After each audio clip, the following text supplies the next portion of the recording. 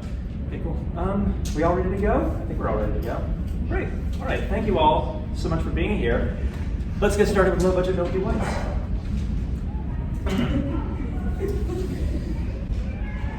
You are a grandparent. You pull into the middle school parking lot, you get out of the car and walk with your adult child into the auditorium. Shuffling to your seat, you flip open the folded paper program, flip past the ads for local businesses until you find a performer, headshots, and bios. And amid the sea of children's faces, there is one face that you recognize. Smiling at you from the page is your own granddaughter. And she will be playing Cinderella's stepmother in tonight's middle school performance of Into the Woods. Let's depart significantly. Well, thank you. I assume the applause is for her. Let's depart significantly from the real version of you and imagine that this fictional grandparent version of you doesn't go to the theater all that often. Maybe a couple of Broadway national tours, some Shakespeare in the Park in the summer. The names Rodgers and Hammerstein might ring a bell, most familiarly as two names from the opening credits of The Sound of Music, a movie that you've seen twice, maybe 3 times. The name Sondheim may be familiar in the sense that it is a famous composer, but you don't necessarily know what his music sounds like. But all of that is about to change as the house lights in the auditorium flick off and a tween in an ill-fitting blazer comes out on stage to say those famous opening lines. Once upon a time, in a far-off kingdom, as the actors enter, you begin to search for your granddaughter. On one side of the stage, there's a young girl on her knees scrubbing the floor. In the middle, there are 2 tweens in aprons kneading dough. And then off to the side, there's a younger child wearing shorts and a vest. And sitting next to him on stage, you see this.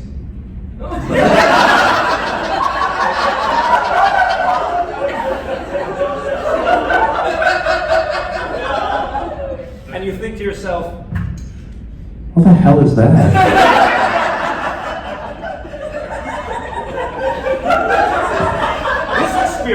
This universal human experience of seeing a child dressed all in white and thinking, is that supposed to be a cow? This is the feeling captured by the Tumblr blog Low Budget Milky Whites. Scrolling through the page, you'll find cows of all different shapes and sizes, from wooden cutouts to puppets to humans in white. And even a couple of genuine night terrors. And yet, for as different as all these cows are, they're all attempts to answer the same basic question. What are we going to do about the cow? But as this blog makes clear, the answers to that question are going to vary wildly, and the disparate responses provide a glimpse into the intentions of each production. In order to design Milky White, you first have to define Milky White. And to those of you out there saying, well, yeah, the definition of Milky White is cow, keep that thought in your head. Because over the next 40-ish minutes, we're definitely going to get out of here early, don't worry. We're going to walk through the logistics of the cow as white as milk and get deeper than you ever thought was possible. By the end of this, if I do my job correctly, you will see in this blog what I see in it. The very core of what makes the performing arts so uniquely empowering for all of us. You will look at this and know why theater survives.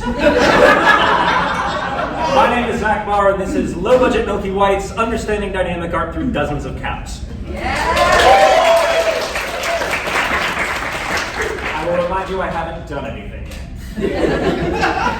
Now, before we get too deep into the weeds on this, I want to focus on the blog itself for now. The page hasn't updated in a decade, and many of the photos on it no longer load. But scrolling through the page right now, there are 70 cows that we can observe.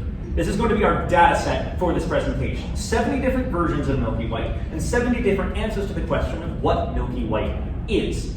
This is our Milky White bestiary, our birds of North America. Our birds of North America, except they're all cows. Now, to start off, category 1. Now, while Milky White is obviously important to Into the Woods, and we'll get into what the text of the script says later, we can recall that her relevance to the plot is largely as one of the objects collected by the baker and baker's wife in order to break the curse, the cow is white as milk. So, this is the first way to see her, as object. In this category, you have any cows that are built not by costume department, but by the prop department. You can go with a relatively simple plywood flat Stanley cow or build something more three-dimensional, but the point is, this version of Milky White does not have her own agency. If she needs to do anything, like run off stage, or moo loudly, or die, someone needs to do something to this cow and to the prop in order to make that happen. Of the 70 on the blog, 22 are in this category. If there's no one, this is a very easy one to identify because if there's no one playing the role of Milky White, it's an object cow. If there is someone playing the role of Milky White, however, then you have one of the other two categories. Animal cows would be any instance wherein the cow can move on its own, but for the most part still acts like a normal cow would. It's essentially a way of having a real animal on stage, but it can take blocking, and you don't need to hire a handler. This is the most common on the blog, 26 examples there. Although 2 of them are just the rental costume you get from the 2002 revival. We'll talk about that in a second. Contrasting this, you have human cows, which are nominally still cows.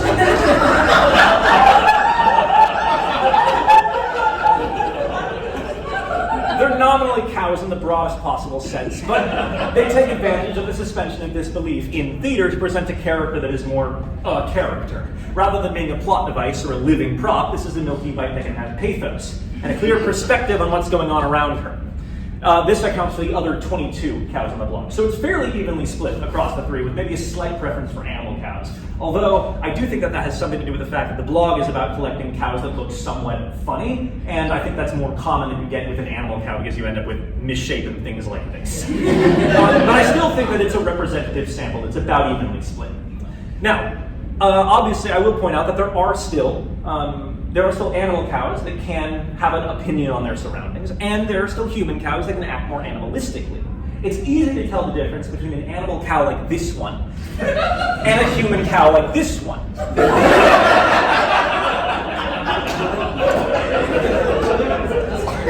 But there is gray area here. How would you categorize this cow?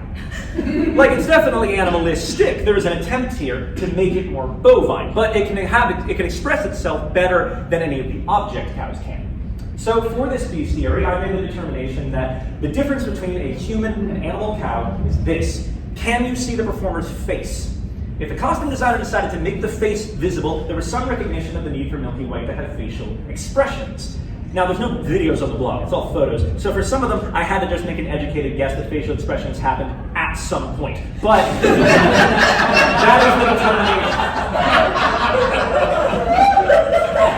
This is also why the category of human cows includes any instance of a puppet Milky White with an external human puppeteer. While the puppet is obviously more of an object, the presence of the human-faced body on stage means they can at least have the option of facial expressions, more so than the animal cows.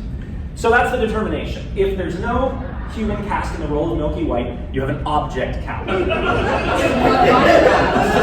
And if there is someone cast in the role of Milky White, but you can't see their face, that's an animal cow. And if you can see their face, that's a human cow. Now, those of you that are paying attention and are big fans of Into the Woods, you may have already figured out that these 3 categories correspond perfectly to the 3 productions of Woods that have played on Broadway: object, animal, and human. But this is, as mentioned before, this is not just a neutral decision around whether or not the prop or costume department gets custody of Milky White. What cow you design says something about what your production of Woods is trying to say. All of these cows have their strengths, to be clear. None of them is the right version. But there are still rules that we need to abide by when it comes to designing Milky White, and for those, we have to go to the script. Now, in this section, we're going to be talking about the officially licensed Music Theater International script of Woods. I acknowledge here that the original 1986 Old Globe production and subsequent rewrites may have had slightly different stage directions, but for our purposes, the MTI script is the text. It's what most amateur productions are going to be using today. It's what your hypothetical granddaughter was using in the intro. It's what we're talking about here. Now, running through the script and ignoring any moments wherein Milky White is simply referred to as the cow or in passing, there are 5 lines of dialogue and 12 stage directions that provide us with new information about who Milky White is. Across these, you don't have to read all, don't worry. Across these, we can identify 21 details. 7 physical descriptions, 12 actions Milky White must perform, and 2 details that are more metatextual. I'm not going to run through all of these, but it's important to note that even for details that appear within the text itself, some of them are more essential than others. Like, yes, a descriptor like white colored is pretty plot relevant to Milky White. Also, the action of her running away from the baker's wife after a very nice prince does need to happen in every production, regardless of what design you go with. But again, for others, despite appearing in the script, they can be ignored without breaking the whole show. For example, is it, strictly speaking, 100% necessary that after Milky White eats the other three objects and begins milking again, that she, quote, lets out a blood-curdling moan and begins to shake feverishly? I can tell you for certain that she didn't do that in the original Broadway production because it's hard to make this cow shake feverishly. And in 2002, she also didn't do that when Milky White was played by Chad Kimball.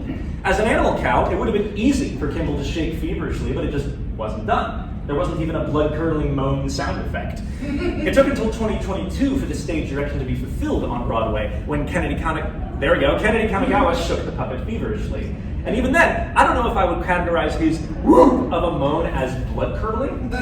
How important are adjectives in stage directions? Discuss. Another stage direction that stands out for just how easy it would have been to perform. When the baker enters with Milky White just before it takes two, the stage directions indicate that they are both out of breath, and later add that Milky White continues to breathe heavily. It's pretty easy for either Kanagawa or Kimball to have performed. But checking the tapes, that is to say the bootlegs I can find on YouTube, don't judge, neither appeared to. Maybe it was just the performances that were filmed, but it didn't look to me that either actor was blocked with the intention of fulfilling the stage direction continues to breathe heavily. Across 3 productions of Woods on Broadway, all 3 deemed that stage direction, that scripted action by Milky White, to be an essential. But of course this speaks to something we understand inherently about theater generally and about scripts specifically. Now, I would never advocate going through and crossing out all the stage directions in your script, something that absurdly directors used to actually be taught to do in college, which as a playwright, I certainly consider my stage directions to be part of the script. But I will acknowledge, yes, there are some stage directions that are more essential than others. And the determination around which stage directions you deem absolutely necessary to perform does say something about what your production of Woods is trying to focus on.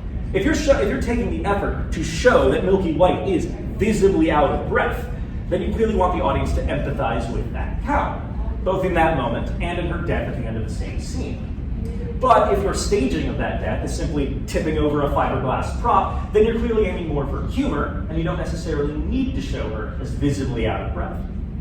Another great example of this, of the 7 physical descriptions of Milky White that appear in the script, only 2 of them are in the stage directions, cow and pathetic looking. The other, yeah, right? The other 5 are in the libretto, meaning audiences don't just see them embodied, they hear characters say them out loud. So, if we were to take every single word of the script as sacrosanct and essential, then every Milky White should be covered in bugs with a massive lump on her rump. And yet, across 3 Broadway productions and all 70 photos on low-budget Milky Whites, not a single cow has prop bugs shoved in her face.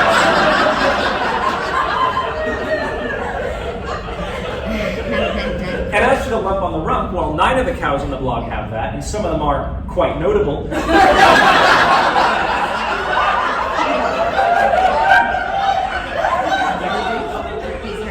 None of the Broadway productions do. But again, we understand inherently that this is not the kind of detail that needs to be followed to the letter. It is more essential to the character of Milky White that she be white-colored than it is that she be surrounded by swarms of prop flies. Also, for a descriptor like pathetic-looking, it's a subjective measure, and it's hard to actually prove. Like, is this pathetic-looking? Is this pathetic-looking? Yeah, this one might be, but honestly, I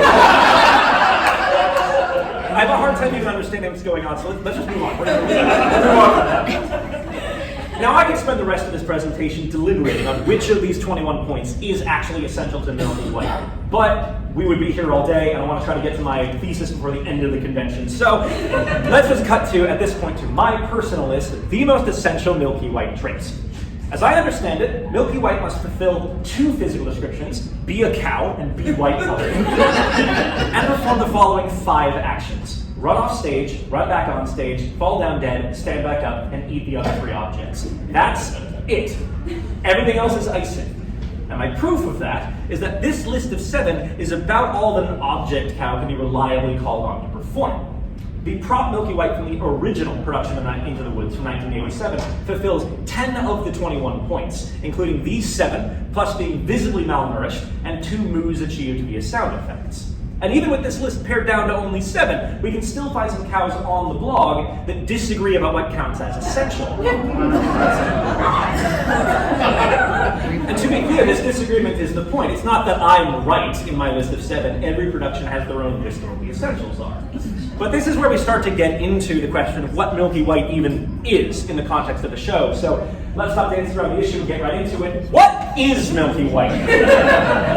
Look at that stage direction where Milky White eats the other 3 objects. It doesn't just say that Milky White eats them, or that you shove them in the mouth of the prop cow. It takes note of the fact that she does so with great effort. This is a moment wherein the script is ascribing a distinct personality to Milky White, not just an action, but an indication of expression and opinion. This is further complicated by the 2 details I mentioned before that are more metatextual. One of them is simply a quirk of formatting. MTI conventions are that whenever a character's name appears in stage directions, it's written in all caps. And sure enough, Milky White's name is always formatted as such. But there's another detail that's even smaller. See, while all of the characters in Into the Woods refer to Milky White as she, except Jack, there is only one stage direction in which the script itself uses a pronoun to refer to Milky White. And that pronoun, it's. So even within the script itself, there are indications towards Milky White as character and towards Milky White as object. But, as mentioned, this is just the script. How this actually gets embodied in performance is going to change with every production. Now, I haven't seen all of the productions that are represented on low-budget Milky Whites. I have seen one of them, and I'm not telling you which one. But I will talk about the 3 Broadway productions. So let's look at those. Across the 3 Broadway stages of Into the Woods, what is Milky White in each one? In 1987, Milky White is just one of the objects needed to collect to break the spell. The production even makes a running joke out of how obviously fake the prop cow is, such as one moment when the baker has to exit with Milky White and does so by picking her up like a suitcase and trucking her off stage. While the character is physically three-dimensional, the character of Milky White emotionally is barely even one-dimensional. While her death consists of just a sound effect moo and the prop tipping over, which elicits laughter from the audience. We are asked by the production to care about Milky White no more than we are asked to care about Rapunzel's hair or Little Red's cloak. She is functionally a prop. In 2002, Milky White is closer to being a character by virtue of being able to move around on her own and physically interact with people. Aside from one small moment of pathos wherein Jack sells the cow to the baker for beans and then as Jack leaves, Milky White reaches out longingly for him, she moves and acts more or less like a real cow would. We may feel slightly worse for her when she dies, given that implicitly we understand it's a human being falling down on stage. And the humor of carting around the fake prop Milky White is replaced with the new humor of a cow dancing along in the ensemble numbers. But still, she's not fully a character. As mentioned, when she eats the objects, she does so without visible effort. And on the whole, there's not any sense of any sort of emotional growth or arc for Milky White across the piece. We still empathize with her, more so than we did for the object cow, but we feel differently about her than we do about the other human characters. But in 2022, Milky White arguably is a human character. James Ortiz's puppet design combines the strengths of the earlier 2 productions, being able to move around on her own and interact with people, but the production can still play with suspension of disbelief, such as the moment when Milky White dies and Kanagawa drops the puppet and exits the stage. And then, just before Milky White comes back to life, he has to be recalled back onto the stage to pick it up.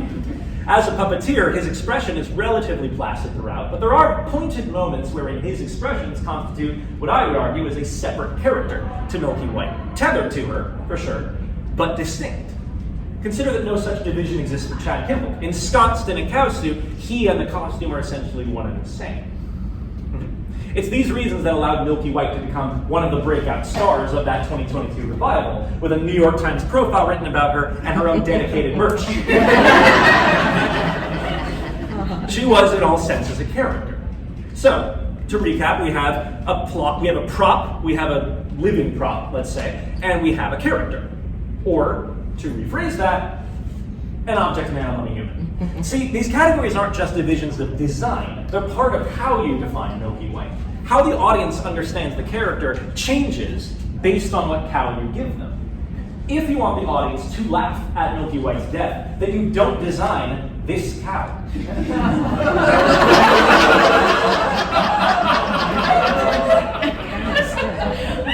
And if you want the audience to be heartbroken over Milky White's death, then you don't design this cow.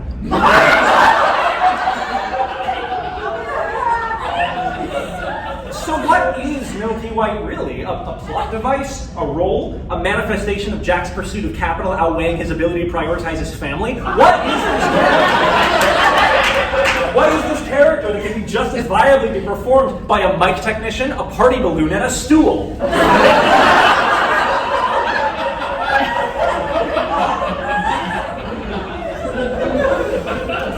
Now at this point, you might be saying, well, Milky White is kind of whatever we need her to be. And yeah, that's pretty much where I'm going with this. Nice work. But think about what that actually means. Milky White is what we need her to be. See, you might think that the job of defining Milky White would fall to the script of Into the Woods. But in reality, it falls to each production of the show. It's not the Pine and Sondheim that have the final say on what Milky White is. It's us. We define Milky White. And every production has the opportunity to redefine her, which is where we get into the subtitle of this presentation. Now, I run a video essay series on YouTube called And Now They Sing, and I'm guessing that no one here has seen it, because it's a very small channel. But, okay, you have, but I know you. I know you. All right. But anyway, on my channel about 2 years ago, I put out a video on The Drowsy Chaperone, and in that video, I introduced the language of static and dynamic art, which, full disclosure, I'm going to repeat here pretty directly. So if you have seen that video, this is going to sound very familiar. And if you haven't seen it, go check it out. About 43 minutes into it, I have a full mental breakdown. It's a great time. So let's get into the terminology. Static and dynamic art. What are these terms? Well, very basically, they are a recognition that some works of art exist independent of human performance and others don't. For example, static artwork would be any art that, once it is created, continues to hold its particular form as long as it is not physically destroyed. This would be things. Thank you. I'm glad you like the category too. This would include things like books, films, paintings, and sculpture. Like, once you create a painting, it continues to exist basically forever. Like, you can amend it or restore it, but it's still the same painting. If you lose the painting for 100 years and then rediscover it, you and the person 100 years ago are both looking at the same painting, and crucially, the painting continued existing the whole time it was lost, even if no one saw it. Dynamic art, however, doesn't have the same rigidity. In order for a work of dynamic art to exist, someone has to keep doing something. It is art that requires human action in order to exist. Now, this includes things like theater and dance, obviously, but it's also broad enough of a category to encompass mediums of art like cooking or gymnastics. Like, you can read a description of how to perform a back handspring, like when to jump, where to tuck your legs, how to land, etc. Like, there was an agreement about what that consists of. But the actual gymnastic maneuver itself doesn't actually exist independent of someone performing a back handspring. In cooking, you can read a recipe for chocolate chip cookies whenever you want, but you can only eat them when someone makes them. In the same way, you can read a script whenever you want, but you can only watch a play when someone performs it. Now, when you start to really get into the division of these categories, it can get very granular. While I personally believe that all individual works of art can be sorted into one of these two categories, there are some artistic mediums that are broad enough to encompass examples of both. Take video games. Games that run on cartridges are static works of art. You could dig them out right now and continue playing them as long as the circuit boards don't burn out. But as for modern online multiplayer games, which typically run on servers, you can only play them as long as someone keeps the servers running. If the company managing those servers decides to take them offline, it's not just that you can't play it, the game functionally ceases to exist. If you disagree with me on that, go home right now and play Club Penguin. Yeah, pour one out, I know. Or take music. When you stream a song at home, you're listening to a static edition of it. But if you go to see that artist in person and they perform it live, that's a dynamic edition of the same song. And of course, if that artist then records that performance and releases it as a live version, that's static again. You understand that for some mediums of art, this can be kind of in flux. Anyway, the point is, the question to ask yourself is, does this artwork require a person to take action in order for it to continue existing? If yes, dynamic. If no, static. Into the Woods, as a musical, is a dynamic artwork. I can't just go home right now and watch Into the Woods unless someone is performing it. And before you say, well, what about the 1991 American Playhouse recording? Well, that is a static edition of a dynamic artwork. You have a recording of the musical, and you have the musical itself. Hopefully no one here at a theater convention would argue that seeing a recording of a show is emotionally equivalent to attending one live and in person. And to be clear, that does not mean that we shouldn't be filming more Broadway musicals. We should. I have a whole video on my channel about that. We're not going to get into that here. Anyway, the point is, works of dynamic art only ever exist as verbs, as the practice of performance. James Ortiz's Milky White puppet is currently on display at the Museum of Broadway as a static artifact of the show. But if Kennedy Kanagawa were to pick it up and start moving it again, that's a dynamic action, and that cow would come back to life. Similarly, Into the Woods only exists when people come together to perform it. Now this is a really important distinction to make. The script and score of Into the Woods are static, but the show itself, the action of bringing that script and score to life on stage, that's dynamic. Now, understanding dynamic art in this way also helps to break us out of the reliance on treating the original production of the show as the correct way to stage it. It's easy to look back now, with the huge variety of Milky Whites that have been created, and come to the conclusion that the character can be whatever we need her to be. But consider that between the 1989 closure of the original Broadway production and the 2002 revival, we can assume that the vast majority of amateur productions probably built a prop cow.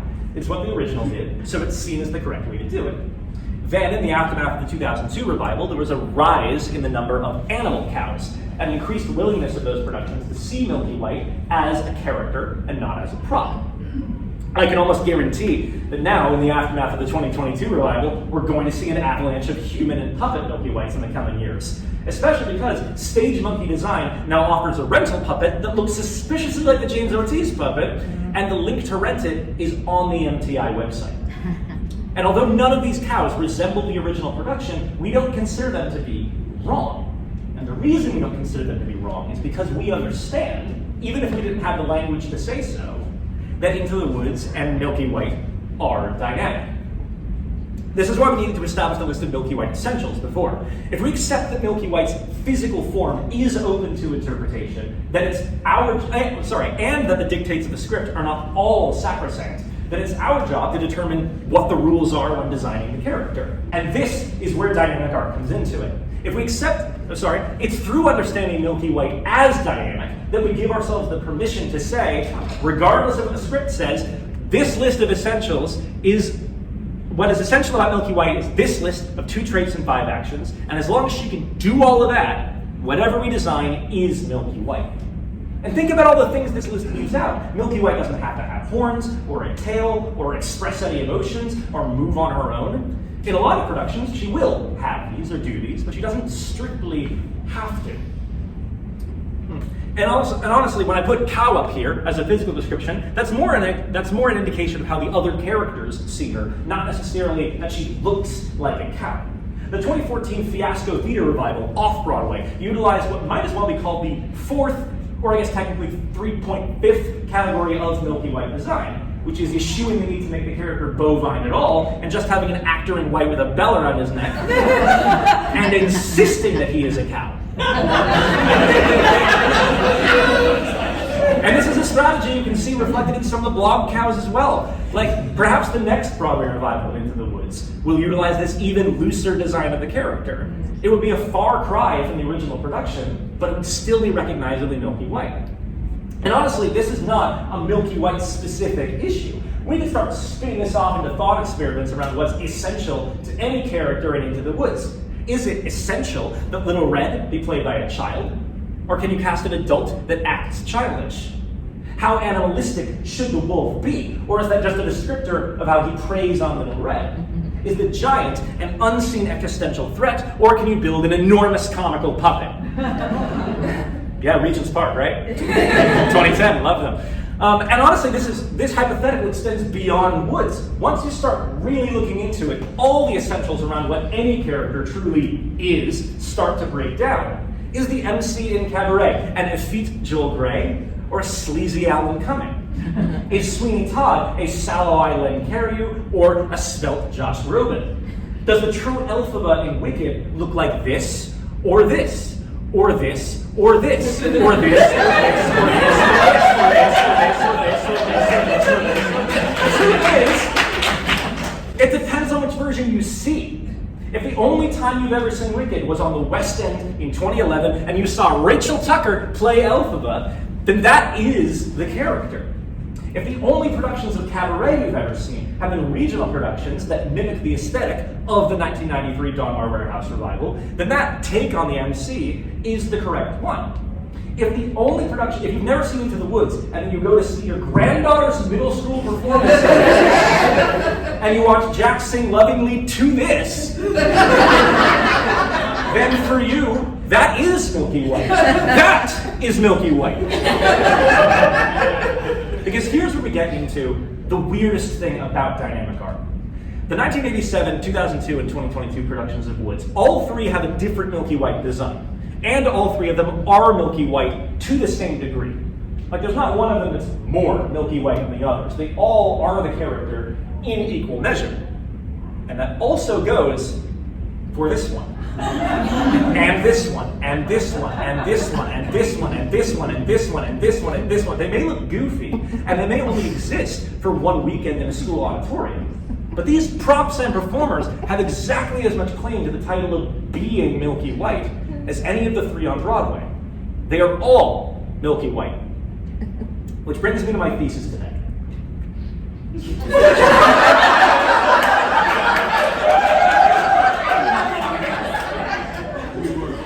It's deep stuff, I know. See, the truly liberating thing about dynamic art is that it frees us from having to declare any version of the character as the true or correct version.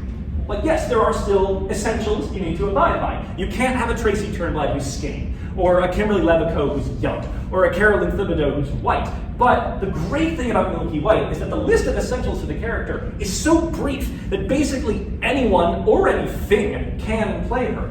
There's no given for Milky White, no autopilot, no just do what the script says. Every production of Into the Woods has to design what Milky White is, has to make decisions around what Milky White is. And in doing so, they reveal their interpretation of the character, her purpose, and the show at large. Milky White is also emblematic of how bare the essentials can be when you really strip away what you expect to see. As mentioned, any theater producing Woods in, say, 2001 might consider it a given that they would have to design a prop cow. But nowadays, they could build a puppet or design a costume or do literally anything else. With years of performance history to study and hundreds of productions pushing the boundaries, the list of what's essential about Milky White has only gotten shorter over time. And honestly, that happens with every revival of any musical we produce. Like, think about it. If I asked you 20 years ago to name what was essential about Broadway characters, you'd probably be much more restrictive then than you are now. Well, obviously, boy crazy Ado Annie can't be in a wheelchair, but now she can. The leading player in Pippin is a male role, but not always. Audrey 2, there it is a voice acting role, but not at Regent's Park in London in 2018. Wow. This theater kills it every time. I'm going to mention them one more time and coming up. And even these aren't perfect analogs to the situation with Milky White, because all of these are still a character played by a human being played by a human in a different way. Milky White is going from non-human and building a human role out of it. Hey, do you hate working with animals? Well, the London Palladium revival of The Wizard of Oz cast a human as Toto. You can see a little puppet down there. Yeah. And Regent's Park, again, there they are. Regent's Park's revival of Legally Blonde, the one directed by Lucy Moss from Six, they said, hey, we don't want to work with dogs either. Why don't we just have them be played by people?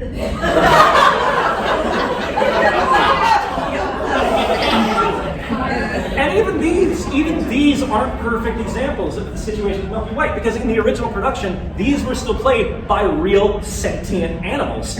The only other example I could find of a prop being turned into a human character is completely anecdotal, but I will bring it up. So in my hometown youth theater company, they produce You're a Good Man, Charlie Brown every few years, and they usually expand the cast. You know, you add Pepper and Patty and Pigpen and Woodstock, and just to expand redivide the lines. But they also consistently, more than once, have added the role of Linus's blanket, which is ridiculous when you look at it. But when he walks away and leaves it on the floor, and that's what he's abandoning, it hits different. Anyway.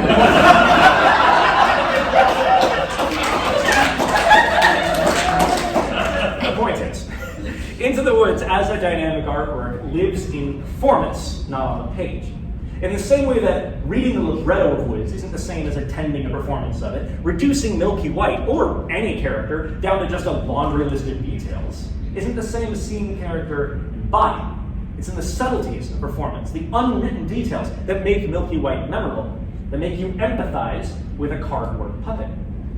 What this means is that it's incumbent on all of us as theater makers to reconsider what is essential about every character and about every prop in every production, and to challenge ourselves to make that list of essentials as brief as we can, to allow for as many different interpretations of the character as possible. And if you ever find yourself saying something along the lines of, well, Milky White has to be a prop so you can pick her up and carry her around, or Annie has to be on her feet so she can jump and dance, or you can't cast someone as Linus's blanket because that would look ridiculous, or you can't cast trans people as Seymour and Audrey because they've just always been cis, well, that's your own unwillingness to expand on the definition of who can play a role and what the stories of these musicals can be about. Because that, ultimately, is what low-budget Milky Whites can teach us.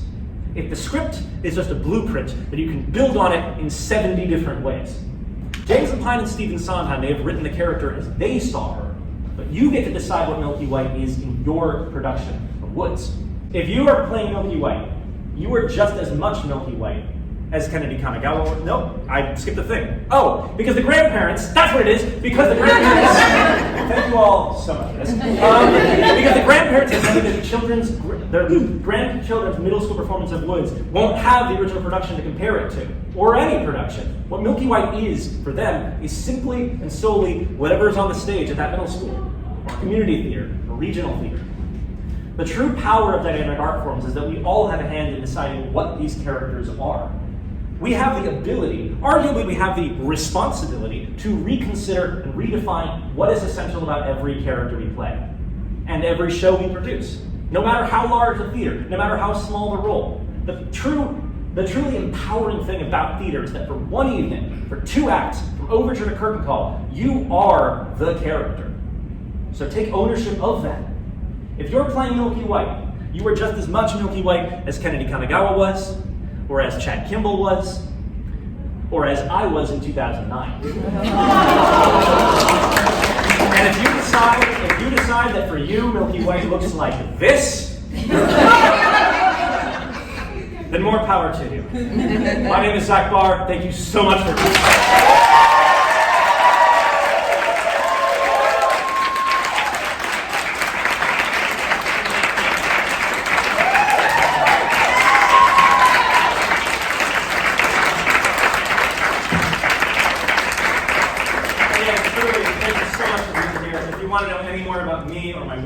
Here's the QR codes, as well as the 2 videos I mentioned in this. As mentioned, yeah, we definitely get out of here early. So if you have any questions, responses, thoughts, anything like that, just come up and ask me. I'm going to stay here until they kick me out of the room. I'd love to talk with you about this, obviously. Love discussing it. But if you do have to leave, thank you so much for choosing this as your 11:15 slot to attend. And have a great rest of the convention, everyone. Thank you so much.